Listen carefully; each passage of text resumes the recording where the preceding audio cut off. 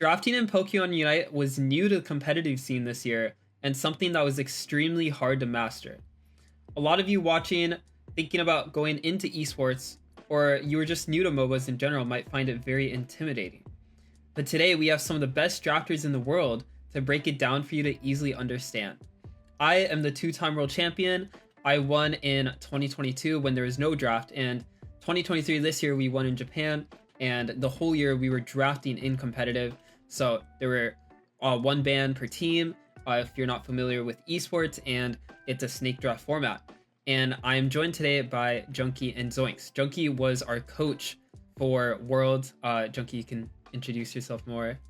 Yeah, no, hi. I was brought in for Worlds 2023 as coach for LG. Some of my background was I worked with Time to Shine during the normal 2023 competitive EU UCS and got them to Worlds. I have experience kind of working in various League of Legends pro player teams and things like that. And then I competed in season 1 also as a player. And I'm so excited to be part of this video and be talking about a topic that I think can benefit a lot of people that are trying to take the step into competitive for this year.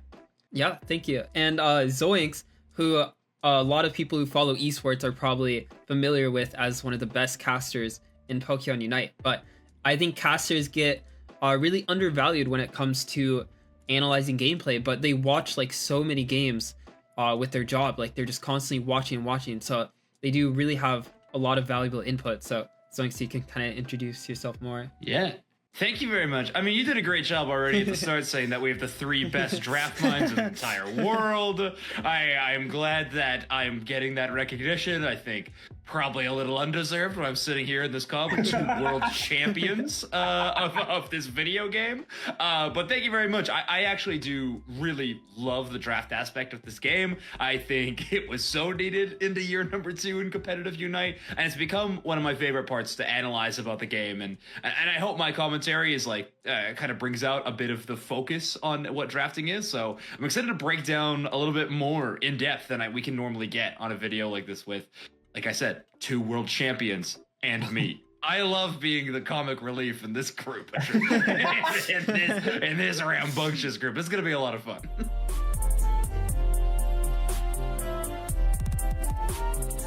So let's dive into all the basics that you need to know about. The first overall thing you need to realize is what Pokemon pools are. So every top player, they're gonna have like the best Pokemon in the game that they think. So for example, this most recent patch that dropped, Overlord has already dropped his own tier list for who he thinks are the best Pokemon in the game. So every player has their own opinions, but in general, it usually comes down to a lot of Pokemon, kind of like the top 10 Pokemon are pretty agreed upon. Maybe not the order of those top 10 Pokemon, but like for example, Zacian and Mewtwo, almost every player agrees are extremely broken as legendary Pokemon. So these are the top meta Pokemon. Now what your Pokemon pool is as a player, what Pokemon can you play in the top of the meta? So for example, if you're a defender player, maybe you can play almost every defender like Trevenant, Slowbro, Snorlax, etc. But what are the top meta defenders that are your Pokemon pool? And next, I'm going to talk about your ideal drafts versus your best drafts. So what's an ideal draft? It's what the best scenario. So if you knew every Pokemon in the game, if you could play like Mewtwo, Zacian, all these broken Pokemon in their roles, you'd get like the best 5 Pokemon in the game. That's the ideal draft. Now you're not going to get the best 5 Pokemon in the game because the enemy is going to draft in snake draft format as well. Knowing what ideal drafts are in every situation, because bans are going to be a big part in that, whether your first pick or second pick, which we'll dive into, versus your best draft. What is your best draft? Best draft is taking into account your Pokemon pool with your ideal draft. So you're trying to draft the best possible comp for you as a player. Say you cannot play Zacian, you just haven't learned that Pokemon in your Pokemon pool, then your best draft would not hold Zacian in your best draft. You'd have to draft something else, versus your ideal draft would have Zacian. So learning that helps you learn what Pokemon you need to practice to kind of hone so you can play it in drafts in the future in tournaments if you're thinking about becoming an esports pro player. Do you guys have any thoughts? So I think this is like a really interesting point that I want to kind of bring up too, is like the difference between like being able to like see like what pro players are playing and things like that, and like copying it and whatever, and understanding like the why behind a certain pick. Because if you don't understand like why a certain pick counters another pick, or why it's good into that matchup, or how that Pokemon punishes them, then you're not getting the value from that pick, and like it doesn't really matter. So I think at Worlds, especially when you're versus some of the top talent, I think there are a lot of teams that were used to getting away with certain picks or certain drafts and not getting punished for it, which then convinced them that certain Pokemon or certain drafts were stronger than they were, right? And I think, so yeah, at that point, you're saying that sometimes it's better to lean to slashes. You're presenting the argument that it's sometimes you got to lean more towards your best draft than what is the theoretical meta ideal draft, because the best draft is going to give you a better chance of success. Yeah, I think so, especially as someone like that's starting out. I think as a team that's starting out, it's really important to like understand like what your strengths are as a player, what you're comfortable with, etc. Because yeah, and there's people that try to force certain picks where they see, you know, like Overlord, like Zacian, and they're like, oh man, like if we get Zacian, we should be able to punish all these sort of things too. And then it's like, when it doesn't happen, it's like, oh, well, you know, like so you have to really keep in mind who's kind of piloting the picks as like that kind of next step level thinking of like, once we got the draft, how exactly do we execute on the draft? And like, how do we do that consistently? I think is really, really important, which is where like communication structures come in, getting everybody on the same page. Like in my ideal situation, every single person on the team should be able to like shot call or explain the win cons of your team and how each Pokemon contributes to those sort of things. And I think what happens is like when you see teams either be inconsistent or not perform on quote unquote ideal drafts, is usually because of that missing disconnect between people not understanding how they funnel up into the bigger picture of what the draft wants to accomplish. I do agree with that, and I actually go over that like way more in depth near the end of the video. But Perfect. I was just gonna say, Professor Slash, I do have one question. Okay. I think this is really, really interesting. That first off, this is our like number one rule, but it makes a lot of sense to me. I'm actually curious, and maybe this is a question to both you and Junky. But out of the World's teams, we had like almost 30 teams represented the World Championships.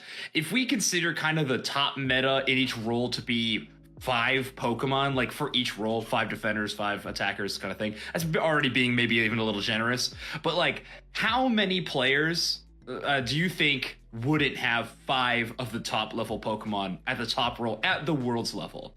Actually, I think Omo Abyssinian, which got second place in Worlds this year, they were a classic example of players that were very limited on their Mon pool. Slowbro was probably the best defender at Worlds, and Tempest, who's one of the best defender players in the world, just could not play Slowbro. They had a ton of other gaps too, like their top laner, Miva, could only play Lapras, Blastoise, Goodra. So they leaned heavily into the best draft. They hard practiced with just their best drafts. On like, these are still like top 5 Pokemon in their roles, so it still works. But they actually didn't have that big of a Mon pool. And I mean, I think it takes a very experienced kind of draft team that also has very deep pools to be able to abuse that and actually be able to punish that. Which this year, I don't think any other teams were able to do that besides us. And yeah, Omo Abyssinian just beat everyone else with just their best draft. That's a classic case of you don't need to know every Pokemon, but it's still important to know at least 1 or 2 of the top meta Pokemon. Now that we've covered a lot about draft, it's important to realize, you know, getting better at the game requires practice, and drafting is the same.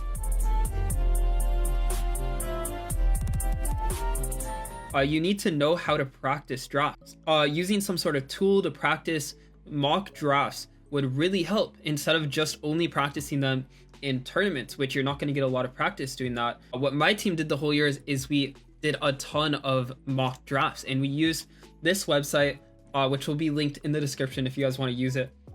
It's a great website where you can kind of do these mock drafts by yourself and kind of get these really cool drafts here. Do you guys have any thoughts on that? I think everybody check out the description because this tool is really, really cool. If somebody wants a chance to be able to try this, and you can see it has a lot of all the Pokemon are updated. It's going to give you some really interesting options. But I guess the only thing I'm really curious about Slash is when you are practicing draft, is it a lot of just trial and error? Is it, okay, let's practice a bunch of drafts saying we're banning Inteleon.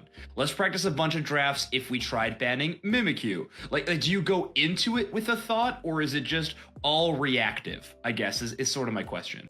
Yeah, so it's keeping in mind your team strength. So for example, in the middle of the year, we had Overlord, who was probably the best Zoroark in the game. So we were trying to brainstorm, how do we make drafts where we can hard pocket a Zoroark and just win? And that's how we arrived at our Blissey Comfy Zoroark infamous strat at regionals, where we just hard pocket the Zoroark. But there's many things that go into that. It's oftentimes teams will have prio picks, so like the best meta Pokemon in the game. Right now in this meta, it's going to be like Hoopa, Zacian, Mewtwo, and even like Umbreon, these really strong Pokemon. So you can kind of give up some of these prio picks that other teams will want to pick to get your own comp that you really want. So say if we really wanted Zoroark prio comp, we first pick Blissey or something, and the other team gets like a Zacian Hoopa. So I don't recommend doing that in this meta because you would lose, but then you can pick Zoroark Comfy. And that's really what it is trying to figure out drafts that apply to your team's strengths and weaknesses. So bans are a little more tricky. The only success we really had was just like trial and error, just like trying different first picks and bans to see what was best. And the secret is to draft for both sides. So when you're practicing drafts, you look at left side and right side, and you try to come up with the best comp for each of them. And then at the end of the draft, you look at who has the better comp. And you can actually get like second opinions on this. Ask some friends, be like, who do you think won this draft? Like, which team comp would win?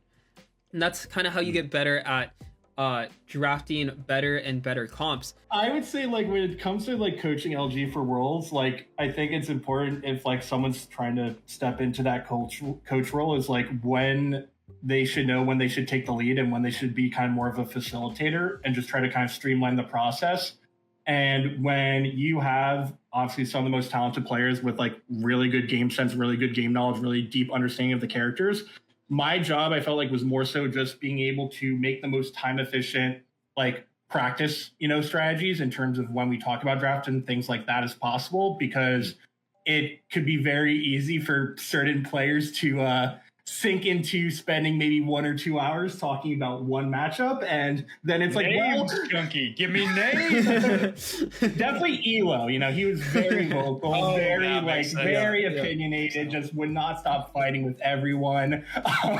And then it's like, what was our takeaway, right? So that was something that I really tried to root all of our conversations in when we did dedicate time for this, was like, what are the answers? What are the questions that we're trying to get answers for? And like really trying to kind of like, guide the conversation towards that point. So if we, we're doing scrims and we notice like, hey, we're struggling against teams that do this sort of first pick, it's like not about kind of getting lost in the weeds and like being able to like think, okay, well, if we have, some certain idea that we want to test out, and then we would do it in scrims, and kind of like, it was like a living document. It was like a living process where like, we would have an idea before scrims, kind of talk about what we would want to test out in scrims and practice that day, which is another kind of like side point of something like just in terms of how to be efficient in practice and scrims and getting the most value out of it, is like going in with an intention or a goal and not just judging it off of like, we won or we lost, and now I can feel good or happy or sad or depressed about it, based off of those things. And just like, how does a team punish this? Can a team punish this? Can we punish that? Can we like think of answers to that, et cetera? And kind of like always trying to give the enemy team and the enemy potential as much respect as possible. So I think in terms of like practicing the draft, it was a lot of trial and error and just like really trying to be as proficient with our time as possible. If you look at how we played in regionals versus how we played in Worlds and the sort of kind of drafts and things that we prioritize, it was very different, right? Like people thought we would be like the Zoroark one trick Overlord, gets everyone in his basket and carries his comp, and then all of a sudden we're doing like Overlord Venu, right? Like very different things that we just worked out, and we're like, what is going to be most consistent for us. And also, I think another thing to really take in consideration is like how certain picks would come across in person, right? Like that was something that like we like kind of thought about, and was like, I think something that not a lot of teams considered was like, how do certain picks translate into zero ping? And like something like Leafeon was like really hotly contested, kind of the strength of what this character is, what moveset is strongest, et cetera, et cetera. And like, I think we were one of the only teams that really considered how that pick would translate when you have zero ping, and it actually like not being as strong when you have better time to kind of react to things and things like that. So I would say it's just really trying to kind of mine all my brilliant boys' brains about like what their thoughts are on the draft, and really try to like make it as streamlined and clear cut as possible of what we think are the obstacles, and you know, how do we overcome them. Yeah, and I mean, it wasn't perfect throughout the year. Like even at regionals, we got second place to TTV, and it's because we had this one comp that we thought could beat everything. And there were a lot of cases like that early on in the year where we get like the best Pokemon that we consider the best Pokemon, and we actually lose a lot, and we're like, hey, like why are we losing? You know, like we thought this would be like our Thanos like best comp, but we realized that there are counters to it that teams have come up with. For example, at regionals, like Blissey Comfy Zoric was really strong, but so were Lapras and Slowbro and many other Pokemon that could kind of counter it. When you build it in a lab, sometimes it's got to take some field tests to really understand how it holds up against the rest of them. That makes sense. But hey, credit to where all the hard work went. World champions, right? So scoreboard still we got to remember. So that is it is still a credit to all the hard work you all did. Yeah, and that's something that I definitely stressed to them was like, and I think we saw it at Worlds, is like learn those harsh lessons at regionals versus learning them at Worlds. If you look at our performance on regionals versus Worlds and how much we grew and how much more versatile we were, especially under like how much like we were the team that I felt like had the most pressure. Like maybe this is like a bit conceited, but like especially with how the game changed from season 1 to season 2, it would have been very easy if we didn't win to like nullify what happened in season 1, because they'd be like, oh well, there was no draft, it was a different map, it was a different game, it was a fluke Worlds win and sort of thing like that. So I think that added pressure really helped, I think, everyone on the team like just remove egos and just want to work towards that common goal of just getting to the best answers about everything, what worked, what didn't work, and just kind of everyone really unified on that front, which was really cool and awesome to see. Definitely, I think I can speak for everyone here where like there were teams that underperformed. And I think one of the key parts and key things that they can grow and learn from is learning, you know, how to draft better and different things to take in consideration, because it's very easy for people to get kind of stuck in their own bubble of how they do things. And we luckily got the wake up call at regionals, where I feel like if we won regionals, I'm not sure we would win Worlds, because we didn't have like that wake up call of like, you know, what needed to be changed, what things we needed to like adapt to, et cetera, et cetera. And I think, yeah, there's just so many awesome like learned lessons from Worlds that like I'm excited to like see how other teams adapt to and things like that, including with drafting. Yeah, I mean, it's hard too, because like Junky said, I think every team, even us, after winning, can improve on their drafting. But there's also like a warning with it, where every like loss in like practice and scrims and ladder, you don't just want to blame on your draft. Like, oh, we had a worse draft than the enemy team. So honestly, it's hard also getting that balance of like, hey, like you have to recognize that there's things you can improve on in the game as well as the draft. They need to be two separate discussions. Which I think a lot of teams struggle with. So that comes down to good practice habits. Other good practice habits you can have are not picking the best 5 Pokemon every time.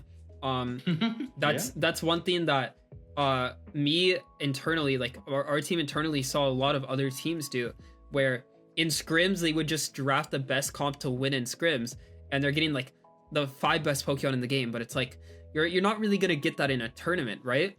You're only getting it in scrims because other smarter teams are trying to practice the actual Pokemon they think they'll play in the tournament.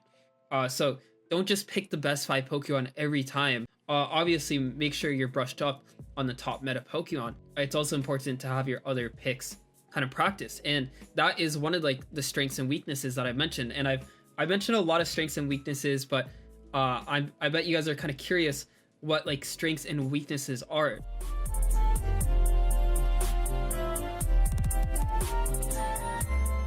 And they really come down to like knowing yourself and knowing your enemy. And it's weird when I say that, because knowing yourself actually has two different meanings.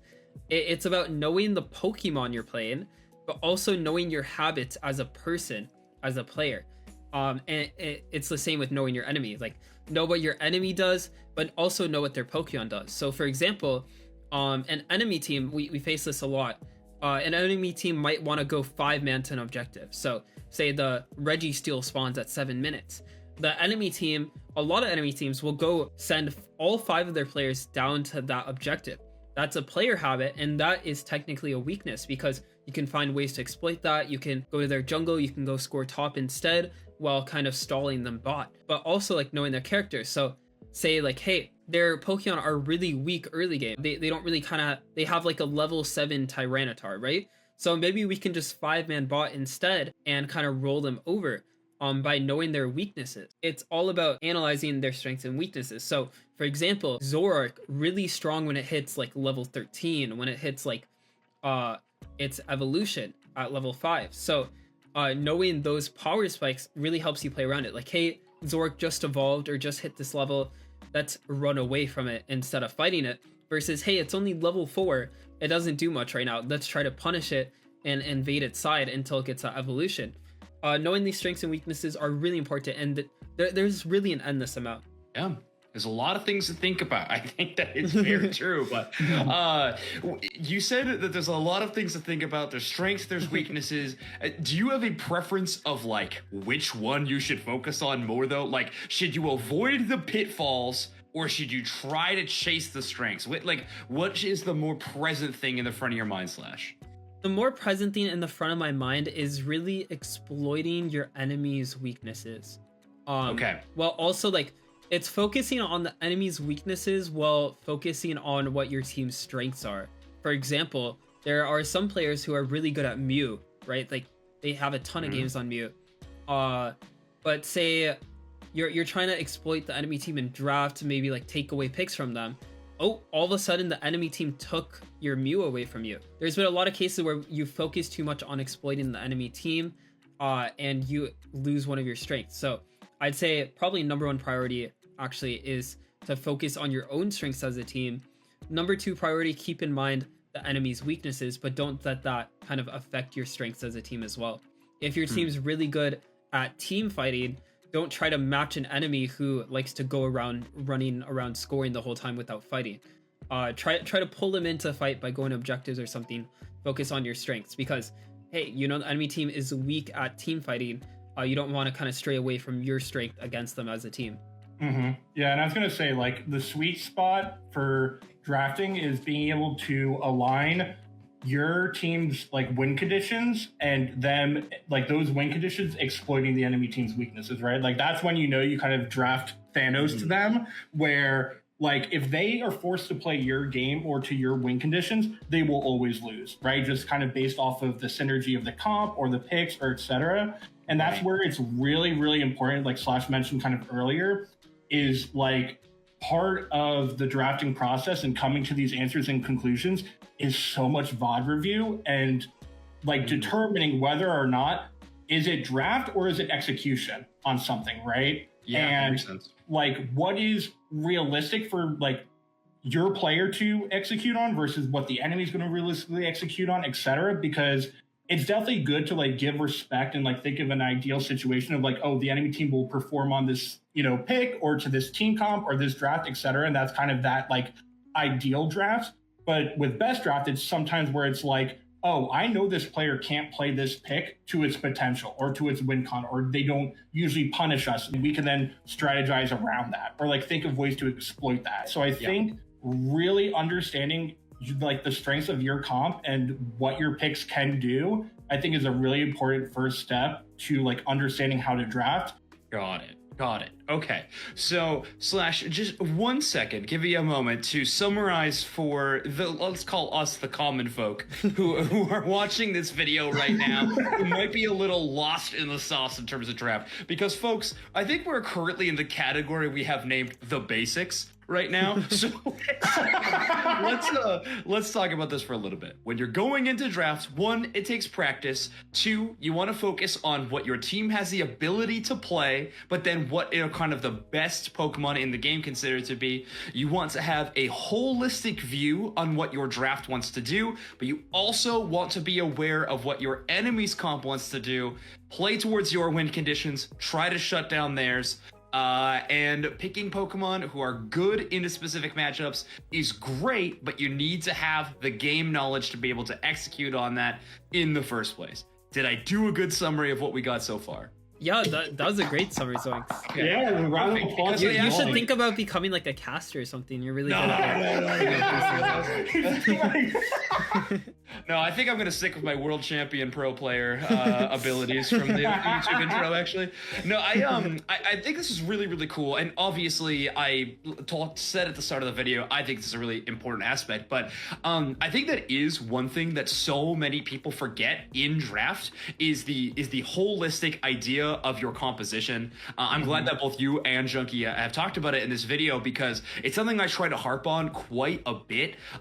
Is like there's big terms for it, right? Like we're playing a dive comp, we're playing death ball, we're playing front to back. Like there's kind of like descriptions or archetypes, but I find in Unite it actually just sort of boils down to a few specifics. Like, do we want to take your early lead? Do we want to do that by invading? Do we want to win first objective? Do we want to like kind of punt first objective or buy time at first objective and farm up? Like those kind of things, which is like, that is what top players are going to do. And if you want to be able to get to that level, that is a very, very important thing, that like you can't just be thinking about 1v1 matchups in drafts. You have to think about the entirety of your composition, not just like, how do we support our one hyper carry, which that will most likely be where most directions of comps go. However, it is like, well, we got to think about like, what are our outs? What are our win conditions? What happens where we lose the game? Like, what can we just not allow to happen? And I we've talked about that a little bit, but I think that is so important. I think LG is a team that is extremely good at kind of covering their bases. I think in regionals, I think TTV really showcased a really awesome job at that. What's another team? Honestly, a really good team from Japan as well. Like we had a few teams like that, right? From Japan that we're also having just like crazy good value for it. So, I think that's really important. Examples from my team's history. So, people that didn't follow our run this year, we won February monthly finals. I think we won one more monthly finals, maybe. April. April. Yeah. And that was you and Amaterasu both had 2 monthly finals. Yeah. We didn't win a single other monthly final. We did not win regionals. As the previous world champions, a lot of people kind of considered us struggling this year, which I actually agree with. And that was actually because we were learning how to adapt to draft the whole year. So it's not like we had like, boom, perfect understanding of it when it came out. Actually in February, we had this thing where I've given you all the basics. We mastered all these basics. We're like, hey, we countered every comp. Like we got the best Pokemon. We were getting these ideal drafts without actually thinking about, hey, like what does this comp do? Like, do these Pokemon go well together? Which is extremely important. So we won February without needing that, because hey, that was the first competitive month draft was out, and you could kind of get away with just hard countering the enemy team with our big pool of Pokemon that we can play. However, as months progress, Amaterasu actually did a great job in coming up with this comp where it's not necessarily the best ideal draft, but they played these certain Pokemon just really well. And they had these 2 comps where they weren't necessarily like the #1 beta Pokemon in every role, but it made this draft so good that it was hard to beat even by countering them, especially because if you're just trying to counter every draft, you're not actually getting that much practice with these like wildly different drafts every time where you're just trying to counter, versus say a team is trying to make a draft that can beat every counter. They're going to play that draft 100 times more than any draft you've played. They have so much practice. So even if you come up with the counter comp they kind of have cheese strategies. They come up with all these different kinds of things to beat that. And I think Omo Abyssinian was a huge showcase of that at Worlds, where they had like these like 1 or 2 strategies that they just went with their limited Pokemon pools, and teams came up with actually a lot of valid counter strategies. But Omo Abyssinian was just so used to, like, I'm sure they played thousands of games on their comps that they were just able to beat every counter comp. So for regionals, we managed to come up with our own, we call it an Exodia comp. So it's a comp that your team is known for, and that was Blissey, Comfy, Zorak, and that's kind of the strategy we came to. But like I said, just having one strategy isn't good enough. TTV was able to break it down. They banned Comfy, like first pick Blissey, or the other way around, and they were able to break down our Exodia comp, so we couldn't even get it. So it's important to have 2 different strategies. So for Worlds, we came up with our second Exodia comp, which was Venusaur, because Venusaur could counter mid-range Pokemon with Solar Beam. It can counter tanks with Petal Dance, so it's very versatile. And so with these 2 Exodia comps, we can threaten at any time, and that's really the best strategy, to kind of have 2 or 3 Exodia comps that your team is really, really good at, well known for, you have a ton of practice on, versus like trying to counter every comp every game. Those are really good examples. I do think that regionals really breaks it down well. Those are great games to watch, but you're right. That is the example of how counter drafting can have the pretty terrifying strength. I mean, they went after that Exodia comp hard, and it paid off. And then one thing I do want to mention is that I'm sure a lot of viewers like are not like competing in tournaments, like they're like probably playing on ladder with friends, or maybe they only have a duo or a trio partner, and they may think to themselves like, okay, well, there's a lot of things that I can't do in order to practice draft. And shameless plug, metafy.gg/GGS. One of the things that I talk about with like a lot of my clients is that like when you're going into these ranked games, you can practice so many of these tools to get a deeper understanding of different matchups or different comp strengths, or what your own habits are, where like every single game you can look at that champ select screen. This is something that we did in LG, where when we're at our loading screen, we talked like, what are our team's win cons? What do we want to do in early laning? What farms do we want to go for? If you have an early game team comp, hey, we should get there early and let's try and pick a fight. Or if you have a weaker comp, like, hey, we should just try and get maybe some of the picks, only maybe send 2 people there, get out, those sort of things. And like those sort of like training exercises of like thinking like, how does our team want to play first bot Reggie, second bot Reggie? How do we want to play like the Rayquaza mid Bs when they spawn? And like understanding if you're weaker or stronger than the enemy team, and like what strategies you can kind of come up with to mitigate those things. And those sort of things and understandings can come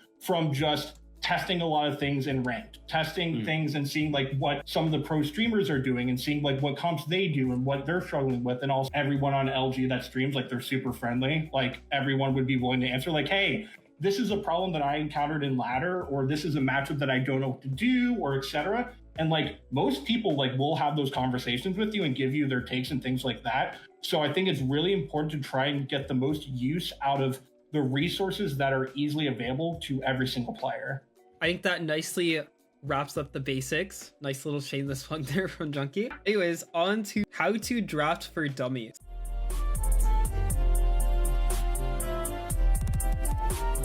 So, oh, good. I wonder who he's talking about. This is a 3-step plan that anyone can follow and draft well to the strengths and weaknesses of their own team. Step 1, find the ideal draft versus any team. So what does this accomplish? This helps you figure out what you need to practice to add to your Pokemon pool. So you find this ideal draft and you're like, hey, you can kind of do this exercise multiple times, right? And after kind of a dozen tries, you're like, hey, this Pokemon's popping up a lot. Maybe like my team really needs to learn these certain Pokemon because these are probably like the ideal best draft. And this also accomplishes just good overall practice for learning draft better. You'll get really good at like, hey, what's the best Pokemon in this situation? The more you practice it, the better you will get. So let's try doing this exercise, guys. I will take the role of the world champion. Junky will be the dummy. Yes. So I thought how we would do this is I will draft for left side and you guys draft for right side, and then we'll swap. Okay, cool. So first, think of your band, because the bands are supposed to be blind bands. So We Okay. have to think of our bans Are we first. working under the conditions that Mewtwo and Zacian cannot be picked, or is everything pickable? Let's do everything pickable. Okay. And remind me, if one of the Mewtwo's is banned, both of them get banned. That is correct? Let's do that. Yeah, let's do that. I'm Okay, not sure how it'll be in UCS. I'm pretty but sure let's do that's that. how the game Okay. works. Okay, Junky, what are we banning? Hopefully Slash doesn't hear us. We'll whisper. All right, so if we're second pick, okay. I feel like we ban Zacian. If we're You don't second, want Zacian first pick? Okay, I'm fine don't- with that. we're second pick, right? Yes, we don't want Yeah. them to get Zacian first pick. I think that's Yes, a respectable decision. My ban is gonna be Umbreon. So you guys are Uh Zacian. oh. Okay. Okay. I'm gonna pick. So Slash, actually, talk to me about your thought process here. though, Yeah. because I think this is a really, Yeah. really interesting part about the draft is priority of roles. What do you chase down at the start of your draft? Do you go after the support core? Do you go after just kind of what you think are going to be the most prioritized picks by both sides? Like, how do you chase it, or is that sort of a meta dependent thing? So it is meta dependent. So in Okay. this current meta, I'd say carries are probably prio pickable. So makes Mew, sense, yeah. Mewtwo, Inteleon, Zacian. Yeah. And so Hoopa is the best support by far right now in competitive. So Hoopa can be prio picked, but not necessarily first pick. It's more like either second pickable or like second rotation. And then the defenders, basically all the defenders are really good. Let me explain the Umbreon. So because there's so many top picks, Umbreon included, the prio picks are going to be the carry Pokemon. So as first pick, I can only pick one, and there's going to be a ton of other carry Pokemon up. What I want to be able to do is leave as many of them up as possible, so you guys can only get two, and now I get the rest of them. I might not necessarily want to pick Umbreon in my draft because I want to prio other picks. So say you guys want to pick Umbreon now 3-4, now I have it banned because my prediction is Umbreon might be really annoying for who I want to pick. That's kind of the thought process behind that. This is a little tough because the patch just came out. I'm just gonna go with the safe bet of Mewtwo here. Okay. Okay. And then my mind instantly goes to Mew and Inteleon because you can send Right? Inteleon into the jungle. But this Mew is a with Asher. democracy, so Okay, yeah, no, that is my idea, Mr. Zoinks. So so you were trying to do a double attacker draft, right? Like Yes. in this next step. Now, I like that. However, I would say it is a very aggressive draft strategy. It doesn't give us a lot of outs. Is there a world where we grab Inteleon Hoopa in this selection? Nope. If Is we a want really to good do one attacker, I think Mew is better than Inteleon. If we want to go Interesting. that route, Okay. I think Mew is a stronger pick than Inteleon right now. Okay, in my that's opinion. fair. so we're right. picking Mew for sure, right? Yeah, Yes, Mew, right. Mew for and then sure. and then I was pretty for sure on Hoopa, but now you put some self doubt in my mind. I say Inteleon. Okay, so aggressive draft of Inteleon, but don't we just give Hoopa then? That's fine. I'd rather have Inteleon. We give than Hoopa Mewtwo? All right, Yep. fine. All right, Yep. we're taking Inteleon. Yep. We're going on We're Junky's equal. wild ride. I want to see how you respond to this. Yeah, so my thought process here is because you picked Mew and Inteleon, that's a really strong comp right now, double poke. It's extremely hard to beat even with Mewtwo. Like picks I'm thinking of are like Mimikyu, which just got buffed. It's very strong now, and it will into a actually comp, it's so yeah, good. It will counter. And if I want to pick Mimikyu, I'll probably want to pick Slowbro because I don't want you guys to have Slowbro to peel these two amazing poke characters. But the issue there is I don't really have room to go Hoopa because I mean you guys could play Mimikyu top, but that's also kind of if you go Mimikyu top, I might be able to punish by going like Buzzwole, going a really strong lane, as well. So just thinking about my prio picks here and what would be good into your comp. Now the other thing is I do not need to go Mimikyu. I can go like Dodrio or something. But the main priority is gonna be to take away the Slowbro so that you guys don't have like a really strong tank that can just peel anything off of your poke. And given the option that I have a ton of different options to dive, I'll probably just go with Hoopa here. Oh, if only we could have had that on our side, Junky. So, at this point in time, they got a really, really good defensive core. Okay, we have double attacker. So, Junky, forgive me if I'm wrong, but normally in a composition like this, we're trying to go double defender.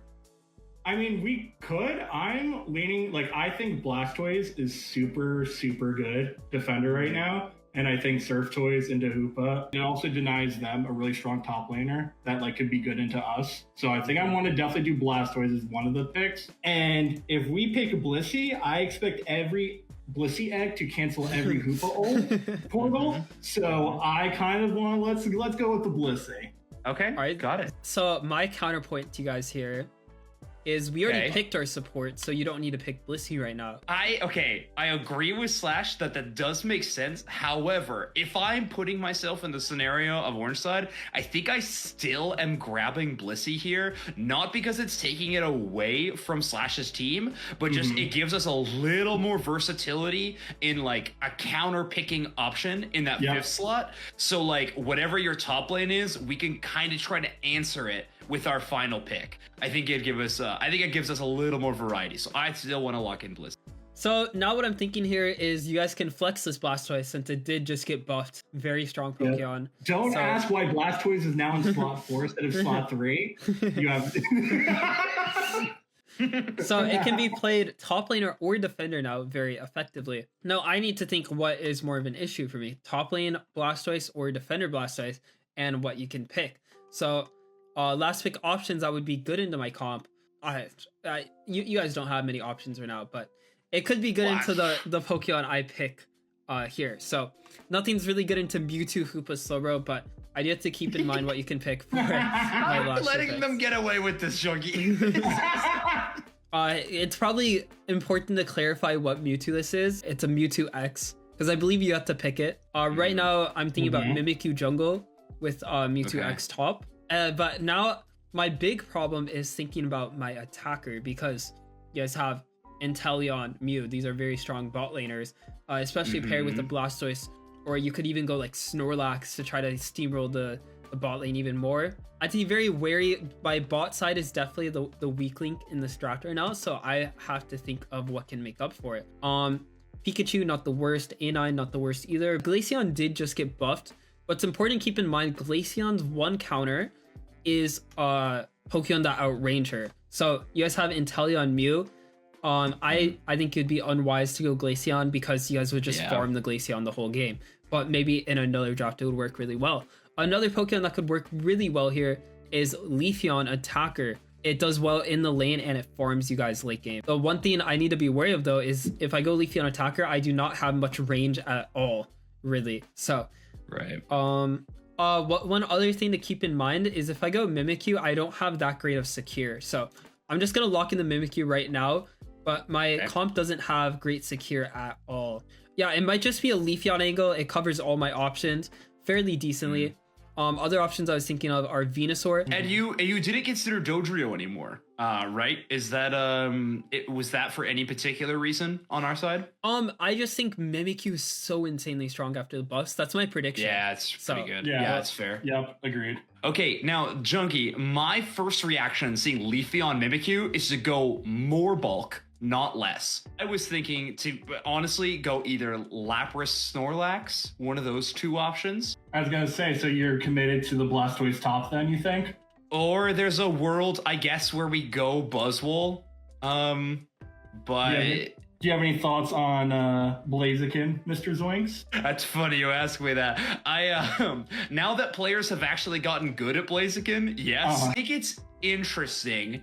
I don't know if you ever win a 1v1 versus Mewtwo X with Hoopa backing them up.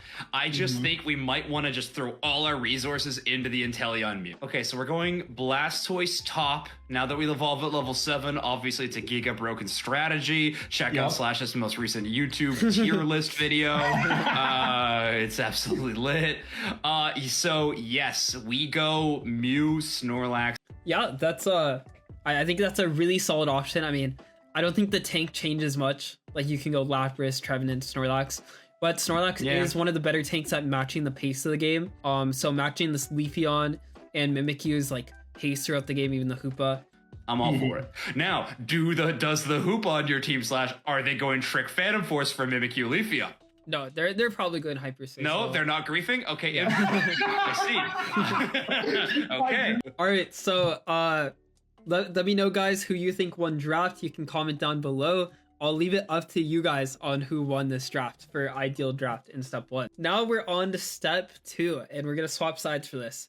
Now you want to, instead of finding the ideal draft, which is just if you could play any Pokemon, you want to find the best draft. The best draft, again, is considering your Pokemon pool, like what Pokemon you can actually play. What this accomplishes is it helps you figure out what your team's actual best drafts for tournaments are at the current. So you actually go into tournaments with the game plan, and it does help you practice on the fly drafting when you need to. In tournaments, you're going to get a lot better at that. Like if you come up with really good best drafts, you can save them and you can show them to your team, and you can use them in tournaments.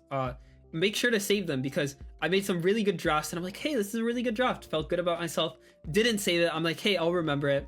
Forget it the next day, and I'm really sad. So Folks, this is one of the best pieces of advice of this entire video. Save those ideas that you have, because like, yeah, you might just forget the whole thing, like Slash just mentioned. It can happen from time to time. An important part in practicing is taking a look at the entire thing, what the enemy team did in response to your picks, what you did in response to theirs, taking a look at all of it. Think about the draft as a whole. And now for this, I'm gonna be second pick. You guys are gonna be first pick, so you can discuss your ban again. Keeping in mind the best draft, just try to think 2 roles where you can kind of play Pokemon for, and the rest of roles your teammates can play anything.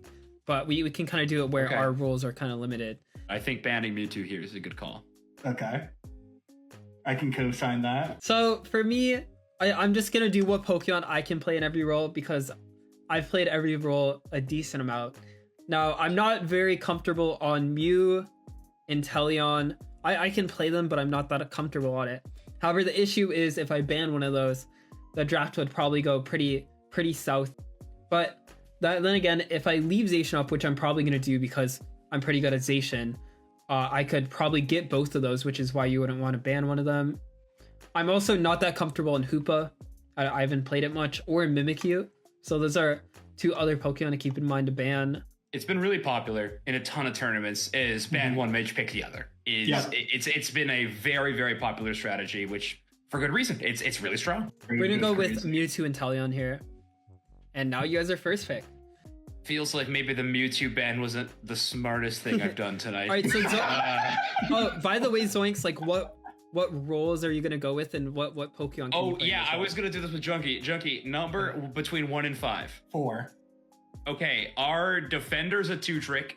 Because I'm just saying, like, I could go for support defender. I don't know what your mains are, Zoinks. I'm kind of a top path main. Slash and I are birds of a feather now. Okay, so we'll give you top lane. Okay, fine. I'll be top lane. That's fine. Okay. My top lane picks. Okay, I play a lot of Garchomp, but I could play Garchomp, Buzzwole.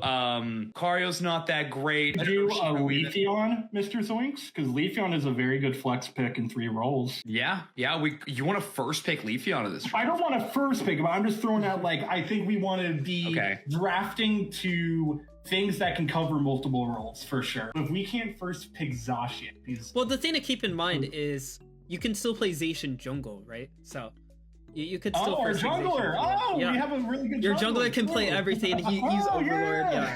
Hey, first Zacian. Let's go. All right, first Zacian. All right. I'm just gonna go probably slow down Mew here. I'm working on this Zacian. Okay.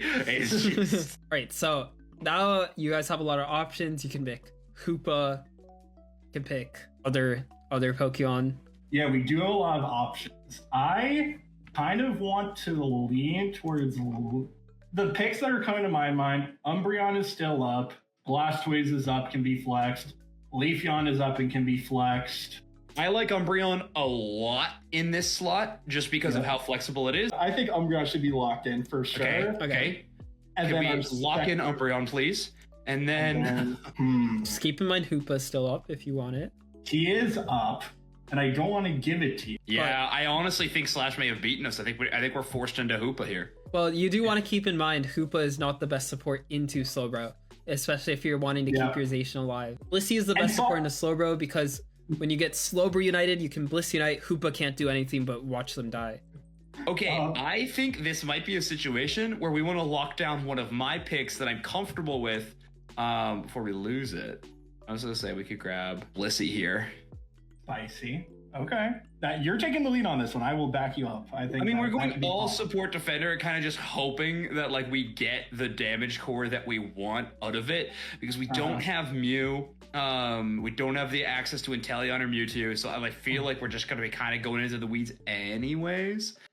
We're giving Hoopa. Let's go with the Blissey. We're gonna lock in Blissey. We'll go with the Blissey. So I'm gonna insta lock Hoopa, and then Sure. Now, as of right now, I don't know if this is Zacian top or jungle because we're just going off our own best drafts. I'm thinking about what you guys could be playing jungle, what you guys could be playing top, and because you guys have Umbreon, like because of mean look, right? Probably gonna want to play more tanky mons that don't suffer that much into mean look. So Blastoise would be a really good, just safe pick in top lane. However, if it's Zacian top lane, it would probably destroy me. I'm probably just gonna lock in Blastoise. It's the safest pick here. Okay, Junky, Venusaur. Okay. I think Venu's really good. It'll match beams with the Mew if we need it. We also just have that Blissey Venusaur combination, which is kind of unreal. But now we have two resource-dependent Pokemon. We need to kind of have like something that can self-sustain on its own. I was thinking Dodrio. So keep in mind, this is going to be top lane, right? So are you confident in your Dodrio top lane? Yeah. In this hypothetical world, absolutely. Yeah, I want your input on this fifth spot. On this fifth spot, I have to take into consideration my top lane's pool. Which was Buzzwole, Garchomp, Dodrio apparently. Mimikyu top would be kind of fun here. We may just have to trust the Zoinks Mimikyu. Trying to think. I think Buzzwole's really good in this comp, actually. I would choose Buzzwole. Buzzwole is locked in. Yeah, let's just do Buzzwole. I'd rather have Buzzwole than Garchomp. Alright, so when I see Buzzwole and the Venusaur, now I know it's a Zacian jungle, it's going to be Venusaur bot, which is going to suffer heavily into my Slowbro Mew. So this is where I'm probably just going to counterpick and go Delphox. Yeah, really good into Buzzwole, really good into Venusaur. So let me know down below who you guys think won this draft chat. Hint, it was me. The step 3 is find the best draft versus the specific enemy team you're facing. So doing your research, this is what you were working for the whole time.